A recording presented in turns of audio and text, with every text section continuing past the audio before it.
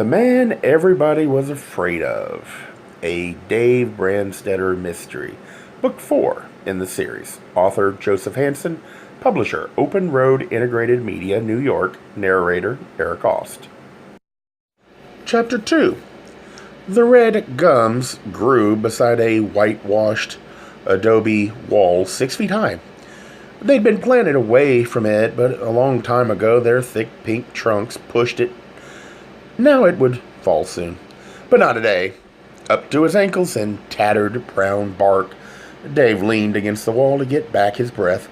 He dragged down the knot of his tie, unbuttoned his shirt collar. Then he jumped, hauled himself up, legged over the wall, and dropped into a patio where it was abruptly cool and moist. The ragged old trees shut out the sun. Banana trees raised split fans above bulby tropical plants. There were outsized ferns. A fountain helped the dampness. It was low and square. The masonry between its shiny tiles was green with moss. He was facing the end of a one-story wing of the house. Moss crept up the stucco windows with Spanish iron grills, broke the wall. So did French doors set in a shallow arc.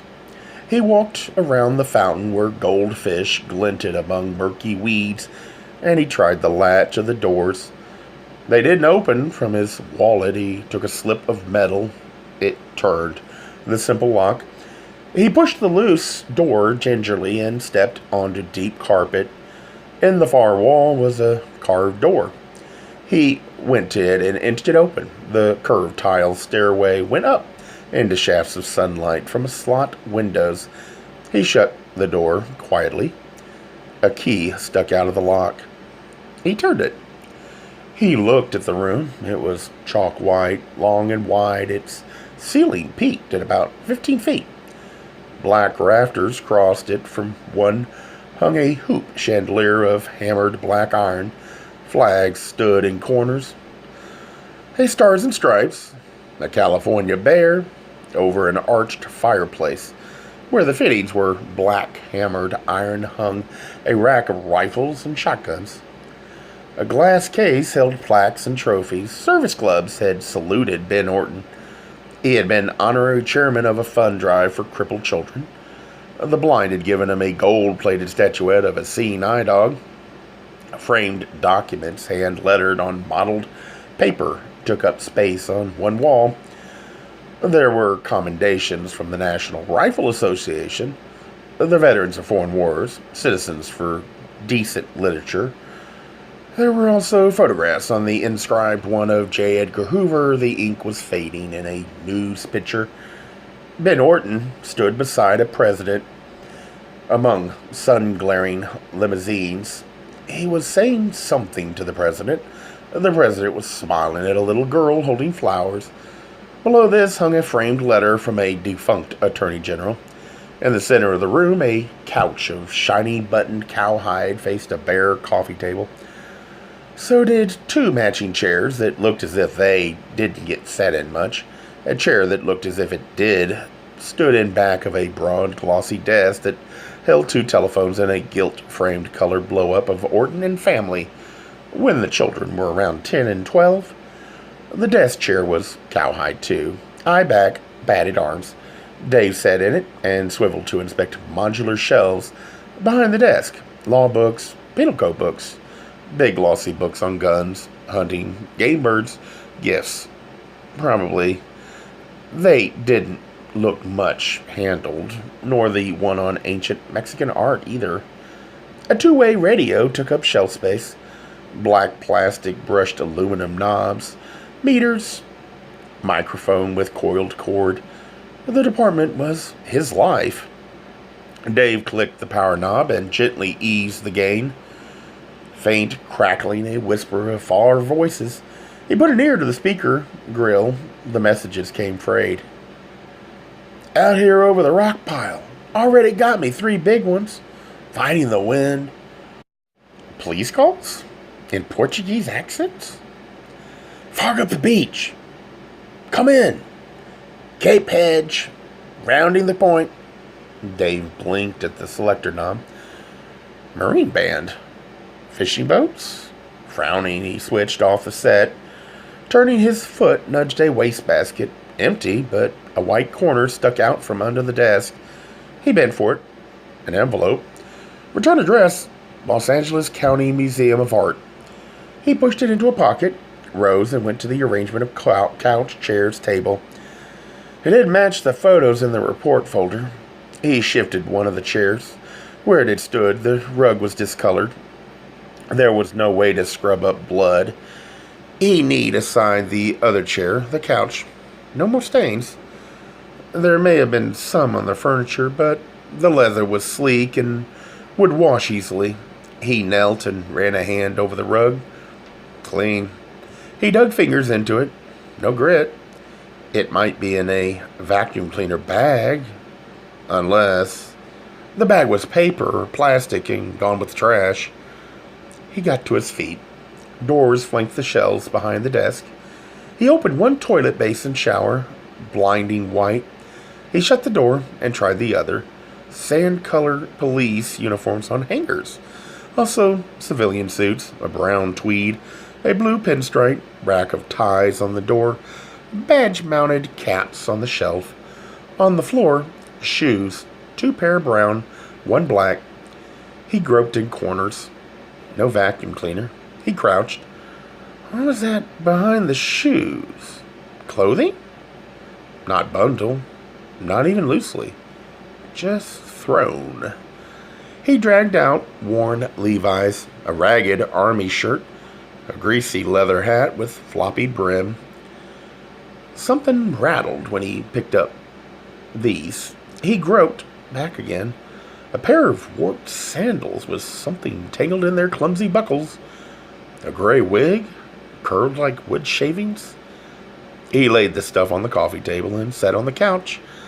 In the left front pocket of the Levi's was a fold of money. $100 in 10s, 5s, 1s. And the right rear pocket was a pouch of clear plastic.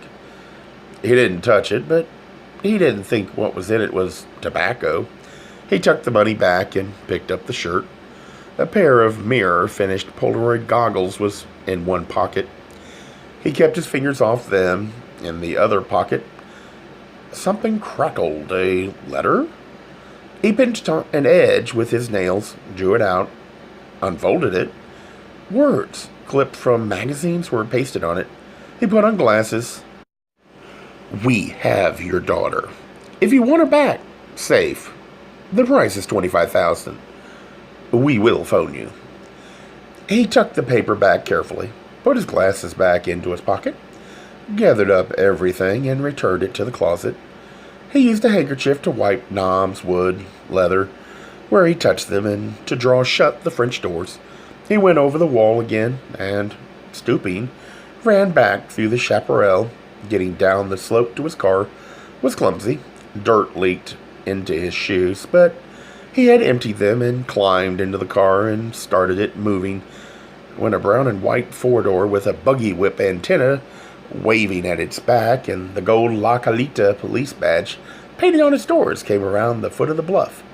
It climbed straight at him. He slowed. It stopped with its bumper against his. A stocky, blond young man got out of it. He wore a uniform like those in the closet of Ben Orton's den. He came to the window and looked at Dave. You the insurance investigator? Brandstetter, Dave said. Medallion Life. He reached a hand out the window. And you'd be Jerry Orton. Orton didn't take the hand.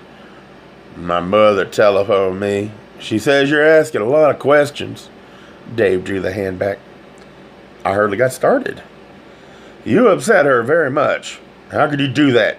Don't you know what she's been through in the past few days? Haven't you got any imagination? I don't like to use it, Dave said. Orton squinted. What the hell does that mean? I need facts, Sergeant. That's why I ask questions. The facts are in, Orton said. Clifford Thomas Curley killed my father.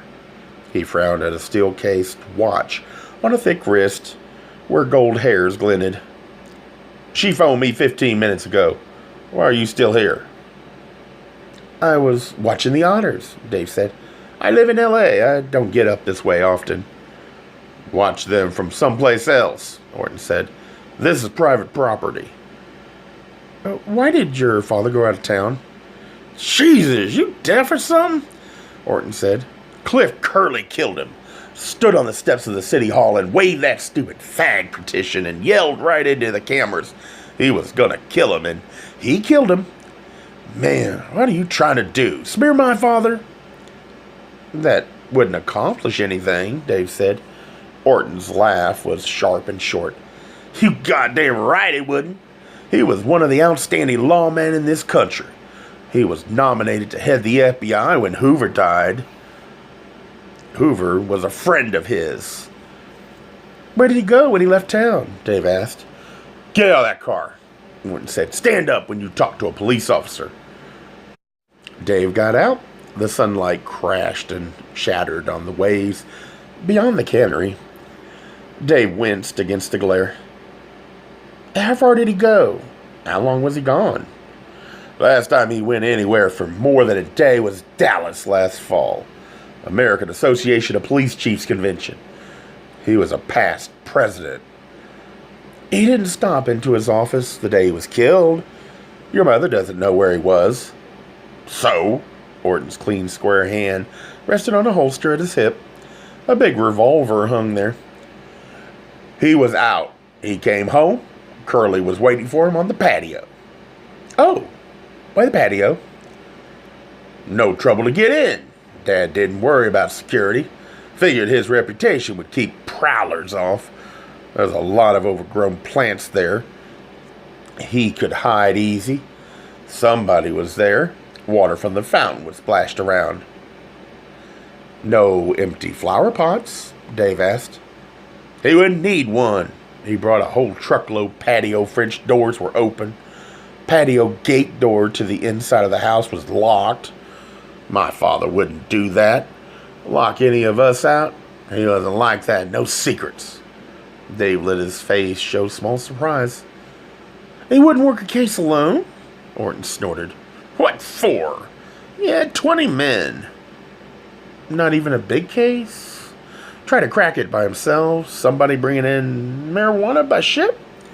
Orton half turned his head, looked from the corners of his eyes. What the hell are you talking about?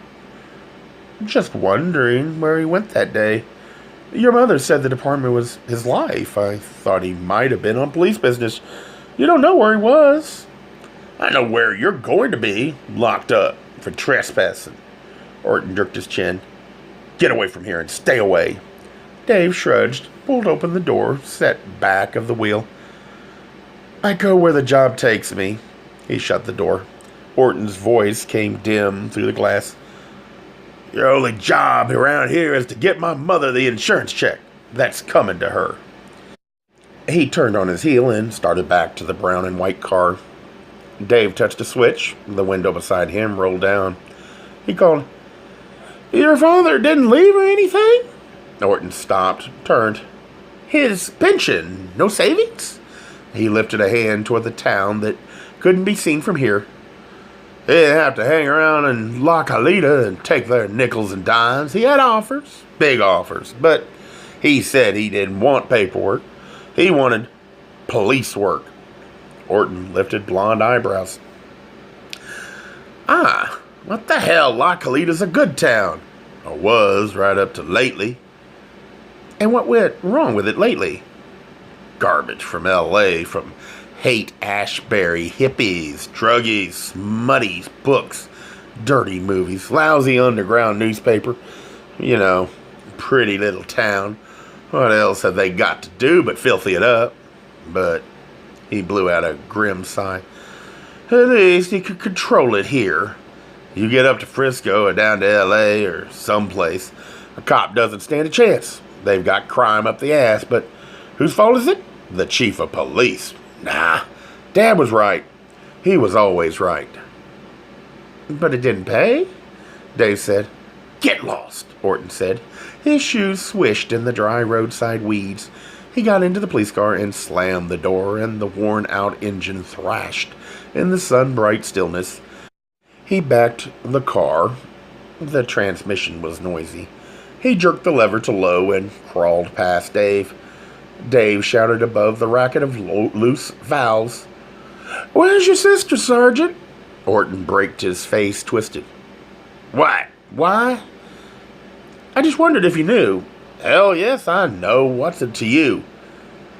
"Your mother seems worried about her." "You're out of your mind." Orton's car jerked and stalled. He started it again angrily. "She's at school, college, Sangre de Cristo State." He roared off. The smoke of his going hung sullen in the motionless air. Gay Mysteries audiobooks. I think it is easy to hate a label, but a face humanizes the word. So this effort is twofold: to offer comfort to those like myself that your world didn't end because you don't fit into the view of acceptable society on both sides, and in hopes of helping those with family that are LGBTQ, that it doesn't mean we are aliens from the child they once knew. Reassure them so they can maybe be supportive at the same time, being true to their values.